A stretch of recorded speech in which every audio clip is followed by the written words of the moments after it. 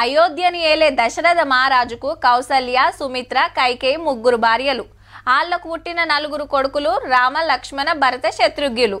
రాముల వారు శివధన శీర్షి సీతమ్మను మనవాడిండు. అటెనక కైకమ్మ దశరథుని వరం కోరుకున్నట్టుగా రాముల వారు అడవులకు పోతాడు. అట్లా రామాయణం అంతా నడుస్తుంది. ఇదంతా మనకు తెలిసిన ముచ్చట. బుడ్డ పోరని అడిగిన రామయ్యది ఎక్కడ అంటే అయోధ్య అనే చెప్తాడు. కానీ గీసారేంది కొత్త కథ ముంగటేసుకుండు.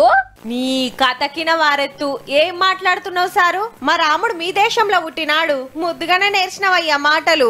ఇంతకు ఈ నెవ్వలంటే నేపాల్ దేశం ప్రధానమంత్రి గారు. రాముల వారు మాకాన్నే పుట్టిండు. కావాలంటే వాల్మీకి రాసిన రామాయణం చదువుర్రి అనబట్టే. ఇన్నేండ్లు ఎవ్వరు చదవకుంటూనే కొలుస్తున్నామా సారు? మన అయోధ్యలో పుట్టిండని ఇంత పెద్ద గుడి కట్టుకుంటే లేలే అసలు అయోధ్య ఆళ్ళ దేశంలోనే ఉన్నదని అప్పట్లో ఓ పారంటే రచ్చ రచ్చ అయింది.